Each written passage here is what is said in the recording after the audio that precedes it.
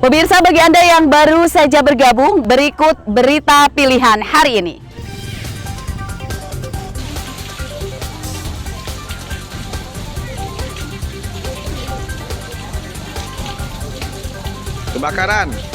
Kebakaran di Rumah Sakit Umum Daerah Menggala, Tulang Bawang menyebabkan pasien dan dokter panik.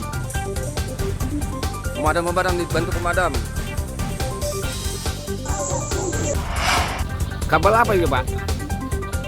Di jurusan. Kawanan pencuri menggasak kabel induk PLN di Lampung Timur hingga menyebabkan listrik padam 9 jam.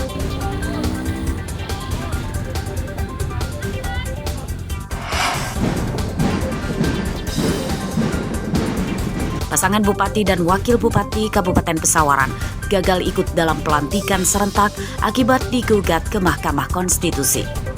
Sebagai Bupati, sebagai Wakil Bupati,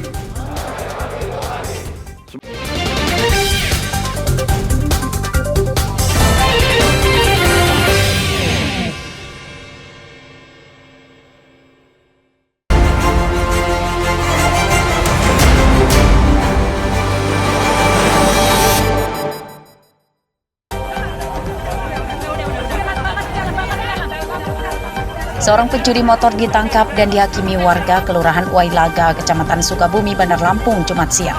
Nasibnya beruntung setelah polisi cepat datang dan segera mengevakuasinya dari amukan massa.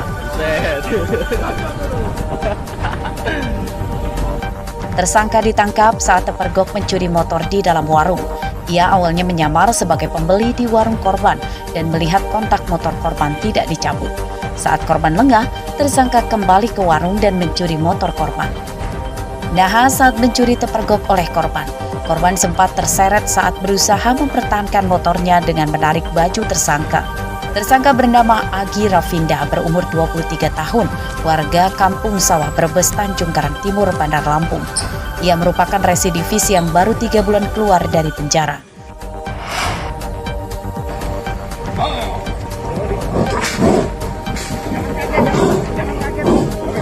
Seekor harimau berhasil ditangkap setelah masuk perangkap dalam kandang jebak yang dipasang di perkebunan Desa Rawas, Kecamatan Pasisir Tengah, Kabupaten Pasisir Barat.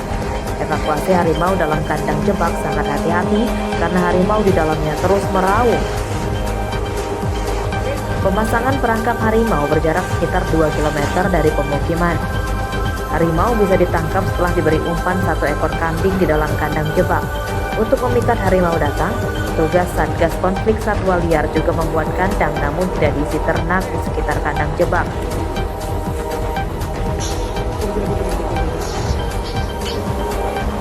Menurut petugas, harimau yang ditangkap diduga jadi salah satunya yang kerap meneror warga pesisir barat.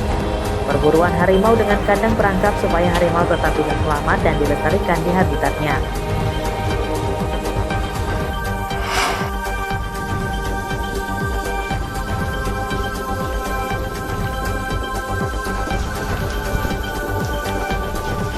Buronan pelaku pencabulan terhadap 2 remaja putri di Tulang Bawang ditangkap polisi di tempat persembunyiannya di Kecamatan Negara Jaya, Kabupaten Waikanan, Selasa dini hari.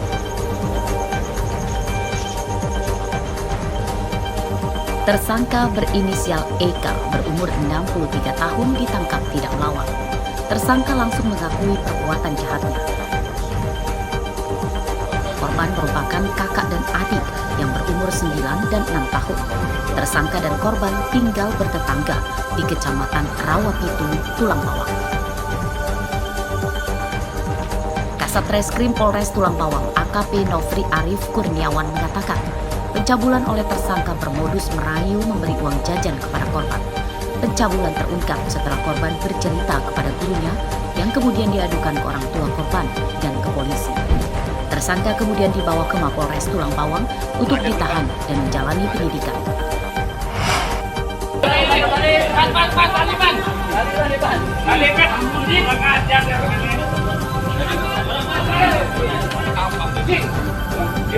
Dua perampok gerai ATM mini di Desa Sidodadi, Kecamatan Sidomulyo, Lampung Selatan, Selasa sore ditangkap dan dihakimi warga. Nyawa tersangka selamat setelah polisi cepat datang dan segera mengevakuasinya dari kerumunan massa. Perampokan terekam CCTV yang dipasang di gerai ATM ini. Dalam CCTV terlihat pelaku 2 orang, awalnya menyamar sebagai konsumen. Salah satu pelaku kemudian masuk dan langsung mengancam pegawai perempuan dengan golok. Korban yang melawan sempat dikeroyok oleh kedua pelaku. Saat terdesak itu, korban berteriak meminta pertolongan warga.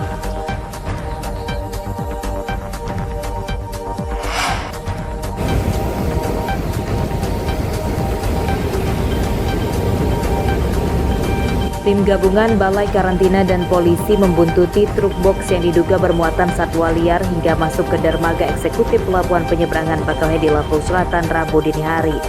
Petugas kemudian menghampiri truk saat berhenti dan menggeleddahnya.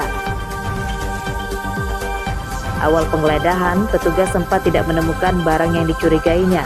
Namun setelah menggeledah secara menyeluruh, benar saja rupanya truk ini mengangkut hampir 1.000 ekor burung yang disembunyikan di dalam rongga sasis truk.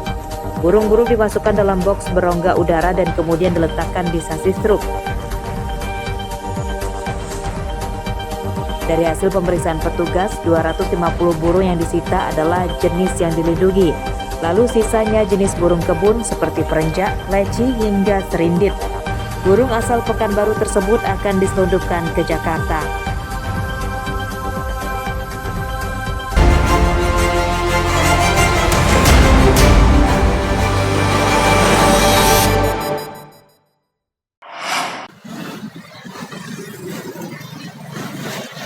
Sepuluh hari menjelang datangnya bulan Ramadan, sejumlah harga bahan pokok mulai merangkak naik, diantaranya terpantau di Pasar Tugu, Kecamatan Tanjung Karang Timur, Bandar Lampung pada Kamis pagi.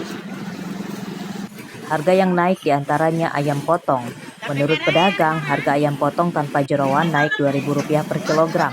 Harga ayam potong pada 3 hari lalu masih di kisaran Rp25.000 per kilogram dan kini naik jadi Rp27.000 per kilogram. Para pedagang tidak tahu penyebab kenaikan harga ayam potong sebab sejauh ini stoknya banyak dan pasokan dari agen lancar. Kenaikan, tapi yang nggak seberapa banyak. Kalau udah nanti deket banget kayak drastis gitu naiknya. Sebelumnya berapa harga ayam, Bu? Sebelumnya 53, 52, sekarang 55, 57. 57, ya. Paling tinggi itu 57, Bu, ya? Ya. Kemungkinan bisa naik lagi nggak itu, Bu? Bisa 60 biasanya yang gede. Yang gede, Bu, ya. Kalau yang kecil? Yang kecil 26, 27. Sebelumnya? Sebelumnya 25, 25, Bu, ya. Jadi naik 2.000 ya, Bu, ya? Ya, per ekor. Kenaikan harga ayam potong dikeluhkan pembeli. Mereka mengurangi pembelian untuk menekan pengeluaran dan berharap harga ayam potong bisa kembali turun. Saya sebagai ibu rumah tangga agak keberatan soal kenaikan harga ayam potong karena bisa dibilangnya sehari-harinya anak saya makan ayam. Dan saya sih berharap pemerintah ini ya mendapatkan solusi yang terbaik buat kenaikan harga ayam tersebut. Sementara itu, untuk harga bumbu masak yang naik diantaranya adalah bawang putih, yang kini jadi Rp40.000 per kilogram. Cabai rawit kini Rp60.000 per kilogram. Sedangkan untuk harga beras, tepung, minyak goreng, dan telur ayam masih stabil. Arsadi Saputra melaporkan dari Bandar Lampung.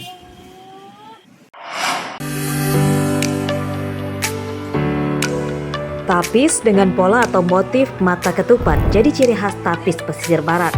Salah satu perajin yang masih mempertahankan motif tradisional warisan leluhur ini adalah Hasnawati, warga desa Balai Kencana, Kecamatan Krui Selatan. Ia menekuni usaha pembuatan tapis keluarga yang sudah turun-temurun selama puluhan tahun. Lihat saja hasilnya jika dipakaikan pada muli atau gadis Lampung di tepi pantai ini. Seperti perpaduan kecantikan dan kemewahan budaya, karena balutan kain tapis berkilau bening emas. Kalau bahan tapis pembuatannya lama, sekitar 1 bulanan lebih. Kalau bahan tapis. Kenapa Bu kok lama, Bu? Karena jahitnya cuman ya namanya jahit sulam tangan satu persatu. Jadi harus tangannya naik turun naik itu ada tekatnya juga. Tekatnya itu banyak yang tekatnya ada yang tekat mata punai, garam sebuku. Namun sayangnya gempuran dunia digital membuat tapis kurang diminati remaja. Maka supaya kain tidak hilang tergerus zaman, aparatur desa akan meningkatkan pelatihan pembuatan kain tapis kepada muda-mudi di desanya. Untuk yang petugas produksi, yang tahu menjahitnya mungkin lebih dari 2-3 orang. Cuman yang khusus memproduksi, itu yang terdaftar cuman ada 1 orang. Apa upaya yang dilakukan oleh Pekon agar tapis ini tidak hilang? Kita berupaya dengan pemerintahan Pekon dan koordinasi juga dengan Bapak Pratin.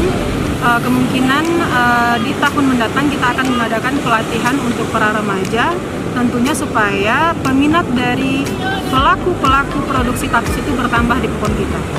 Kain tapis ini biasa dipakai saat pesta pernikahan atau acara adat. Karena pembuatannya yang masih manual, satu helai kain bisa memakan waktu hingga 1 bulan. Wajar jika harganya bisa mencapai puluhan juta, tergantung tingkat kerumitan dan motifnya. Rosandi melaporkan dari pesisir barat.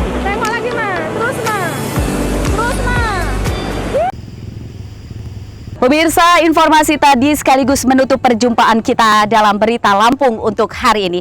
Saya Fitri Amalia, mewakili redaksi yang bertugas undur diri. Semangat pagi, selamat beraktivitas, dan sampai jumpa.